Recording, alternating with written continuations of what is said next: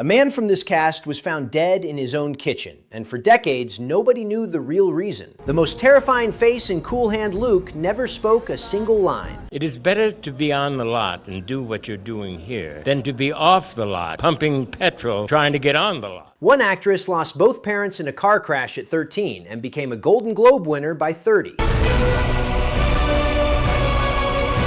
And the actor Hollywood hired to play every race on Earth was never allowed to play his own. The High Chaparral, the cast then and now. See how time changed them. Stay till the end. What I have got to get into his head as well as into yours is that we are not living in civilization out here. Leif Erickson, Big John Cannon. Before he ever held a rifle on camera, Leif Erickson held a trombone. Well, Buck, you're going to have to learn to communicate, because Blue and I are going to Tucson tomorrow. Now, you're going to have to handle this all by yourself. In the 1930s, he was a touring musician, singing in big bands, playing brass across dance halls and hotel stages. Nobody in those audiences would have guessed the man behind the horn would become the iron-willed patriarch of the most dangerous ranch on television. Colonel, I have a limited tolerance for humor. Well, all the inhibitor cables have been severed. When NBC cast The High Chaparral in 1967, they needed someone who could carry an entire series. Erickson was 56, older than most leading men, but when he walked onto the Arizona set, the crew stopped what they were doing. He was Big John Cannon before anyone called action. 4 seasons, 98 episodes, over 100 films including On the Waterfront opposite Marlon Brando. But it was this role, the rancher who held his family together through everything the frontier could throw, that audiences never forgot. Cancer took him in 1986. He was 74, but the woman who played his wife had survived something at 13 that most people don't recover from. That story starts on a road in South America. Linda Cristal, Victoria Cannon. She was the sole survivor. At 13, the girl who would become Linda Cristal, born Marta Victoria Moya Burgess in Rosario, Argentina, lost both parents in a car accident. She walked away. They didn't. I'm sure they would like to join an established convent in their order. Oh, so? So? Couldn't we make a small contribution to the convent? By 16, she had fled to Mexico alone. By her early 20s, she was making films under a new name. By 27, she'd won a Golden Globe and was working alongside Tony Curtis and John Wayne in The Alamo. When NBC offered her Victoria Cannon, Big John's elegant, fierce Argentine wife, the casting felt almost too perfect. A real Argentine woman playing an Argentine character. She won another Golden Globe and earned 2 Emmy nominations. Co-star Henry Darrow later said, "The High Chaparral was the first time a Latino family was on an equal level with an Anglo family on television." Man, what a terrific actor. Now, was this fairly, had you done much before that? Not in English. Okay. But in Spanish and Italian and French, in other countries. Victoria was the reason that balance felt real. After the show, she stepped away almost entirely, returned to Argentina, dated Bobby Darin, Adam West, lived on her own terms. She died in 2020 at her home in Beverly Hills. She was 89. An orphan from Rosario who conquered Hollywood and then walked away without looking back. The man who played her on-screen brother built a career so vast it stretched from Marilyn Monroe to midnight horror and never once stopped working. Cameron Mitchell, Buck Cannon. He worked with Marilyn Monroe. That's the sentence that stops people. In 1953, Cameron Mitchell stood alongside Monroe in How to Marry a Millionaire. Broadway before that, serious theater, a legitimate leading man aimed straight at stardom. Then something shifted. Somewhere between the stage and the screen, Cameron Mitchell became something rarer and stranger than a movie star. Go, go, go. Orson was just the opposite. And I think some of those lines, probably the best I've ever done in my life. He became unstoppable. As Buck Cannon, Big John's rough, brawling, big-hearted brother, Mitchell was the High Chaparral's wild card. The one who started the fights, charmed his way out of them, and made audiences laugh without losing the toughness underneath. On set, he brought an unpredictability the writers learned to write toward rather than contain. After the show, he did everything. Horror film, action schlock, direct-to-video thrillers, over 200 credits. Some actors fall. Mitchell just kept moving in every direction at once. And Richard Worf, who had played Christopher Sly, whom I'd understudied with the Luntz, I called him. I was still in uniform. And he said, "Get out here. Get out to Metro." He was at MGM as a director. He never said no. Some call it a decline. Others call it the most complete acting career in television history. Lung cancer took him in 1994. He was 75. 200 credits. credits, not all good, every one of them his. Meanwhile, the man next to him on that Arizona set was quietly making history, and most viewers didn't realize it was happening. Henry Darrow, Manolito Montoya. He was the first Latino actor to play a major continuing role in an American Western series. I have always had a weakness for style over practicality.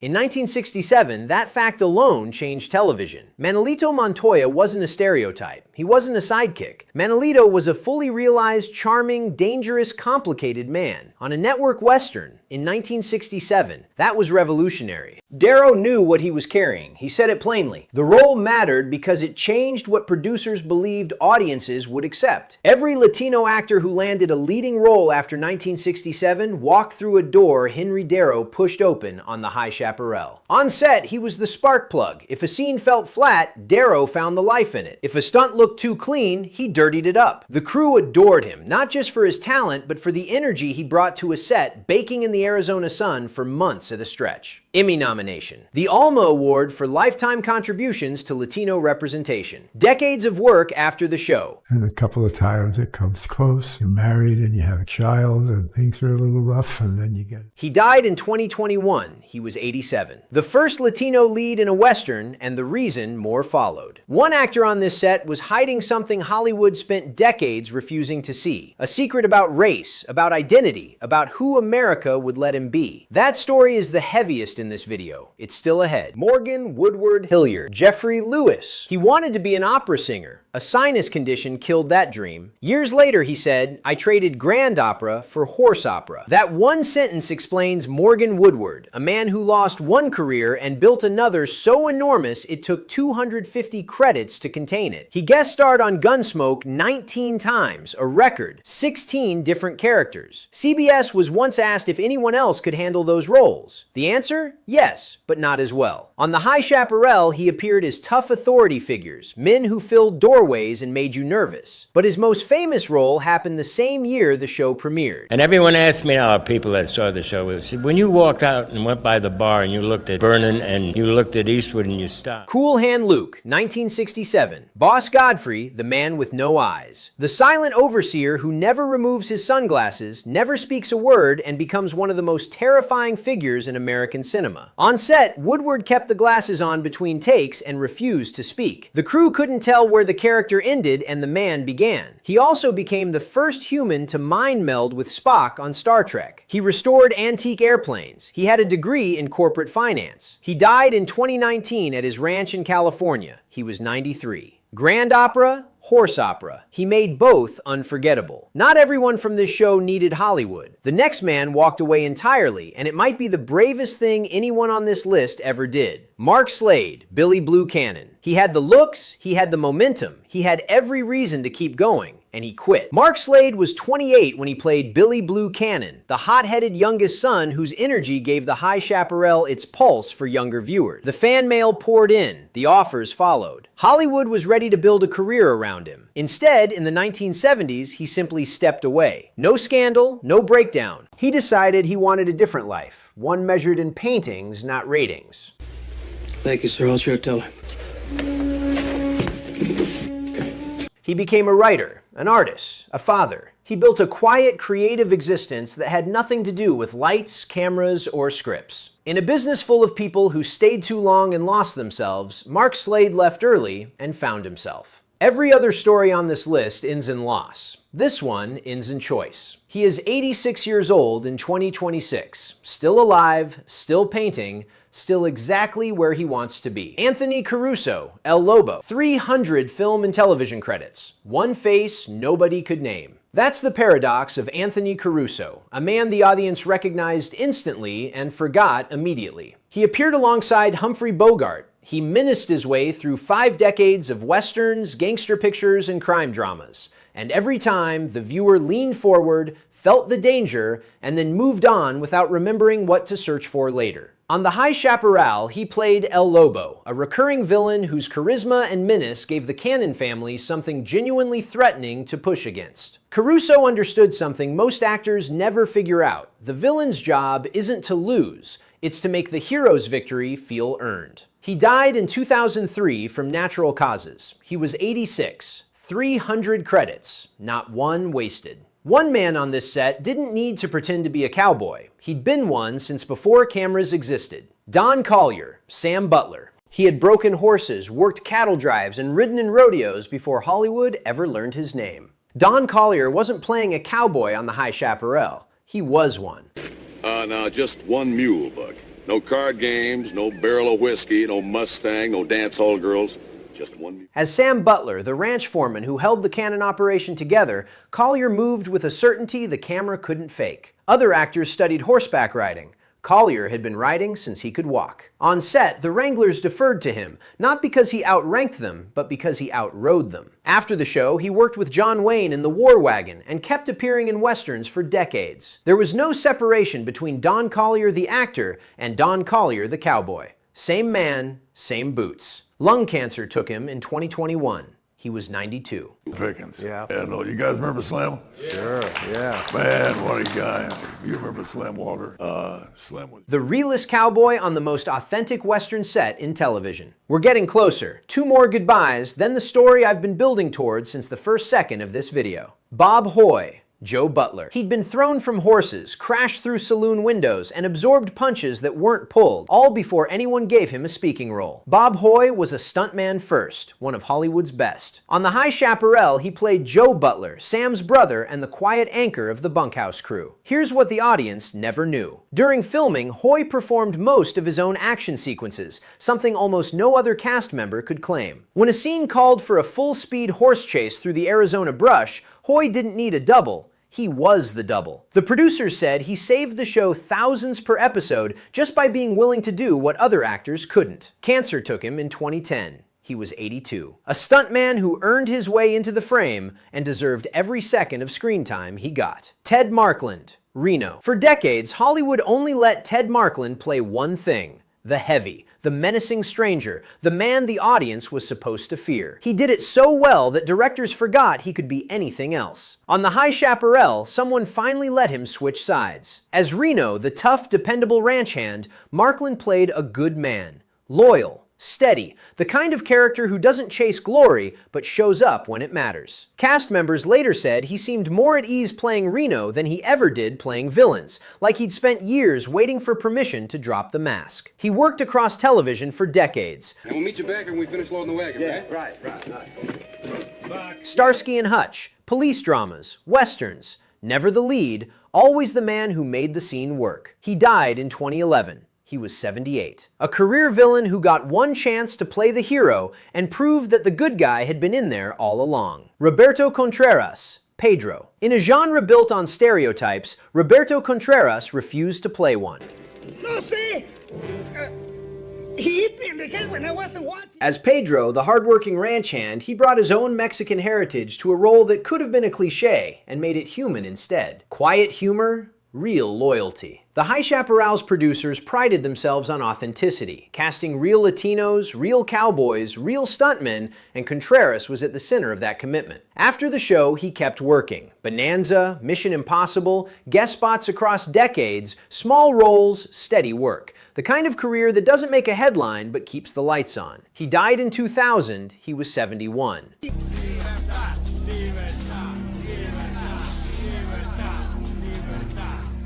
No fanfare, just a quiet goodbye for a man who spent his career making everything around him feel real. And now the story I opened with, the one every transition has been pointing toward. Frank Silvera, Don Sebastian Montoya. I want to tell you about a man born in Kingston, Jamaica, raised in Boston, attended law school before dropping out to act. And here is the fact that should stop you cold. Frank Silvera was a black man, Jamaican mother, Portuguese Jewish father. Light-skinned enough that Hollywood cast him as white, Latino, Italian, Polynesian, every ethnicity on earth except his own. He once auditioned to play a black elevator operator. The casting director said he was too light. He came back, asked for the white man's part, and got it immediately. On the High Chaparral, he played Don Sebastian Montoya, the wealthy Mexican patriarch, father of Manolito and Victoria. Tony-nominated on Broadway, he'd appeared alongside Marlon Brando in Viva Zapata. The audience watching him every week never knew the truth about who he really was.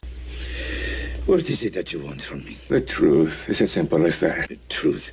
You would not know the truth if you heard it. In 1965, he founded the Theater of Being, a Los Angeles theater dedicated to giving black actors a foothold in an industry that had shut them out. He couldn't play his own race on screen, so he built a stage where others could. On June 11, 1970, Frank Silvera was alone in his Pasadena kitchen repairing a garbage disposal still connected to power. Water from the sink, live wiring, electrocuted. He was 55. His death was initially reported as a heart attack. It took years for the truth to surface. Morgan Freeman later co-founded the Frank Silvera Writers Workshop in his honor because the man who built a door for black artists never got to walk through it himself. Rudy Ramos, Wind. After that, you need a lighter step. Rudy Ramos provides it because his story is still being written. My half-brother was killed in that battle. Why did you choose to live in the white man's world? Why do you choose to live in it? He was the youngest cast member by far, just 20 when he joined the High Chaparral's final season. Wind, the mysterious half-Native American ranch hand, could have been a token addition. Ramos made sure he wasn't. Drawing from his own heritage, he brought a weight the producers hadn't expected from a kid barely out of his teens. He didn't stop after the show. Colors in 1988, guest spots across decades, and then, 50 years after riding horses on the High Chaparral, a recurring role on Yellowstone, one of the biggest shows on television. Same genre, same grit, half a century apart. He performs a one-man theater show about Geronimo that audiences call electric. You have to have an agent. I remember what you said. You have to have an agent. That's not right. You're Rudy Ramos. Picked up your phone, called somebody, and you start. He is 75 in 2026. Still performing, still proving that some cowboys never stop riding. One more goodbye, then we bring it home. Jerry Summers, Ira Bean.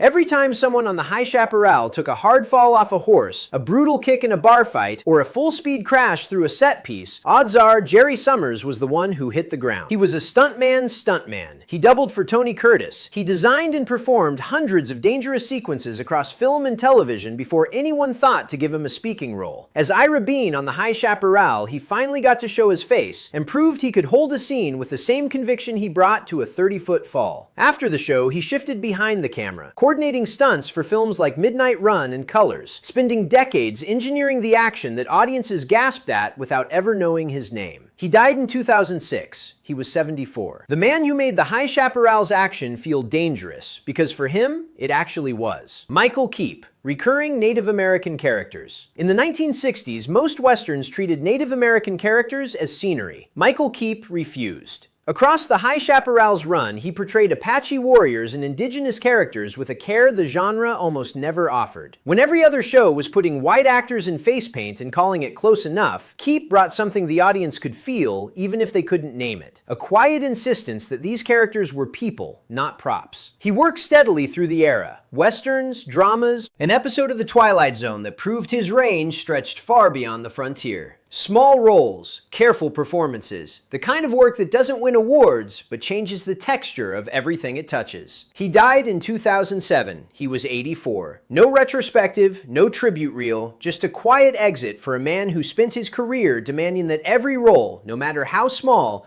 be played with dignity.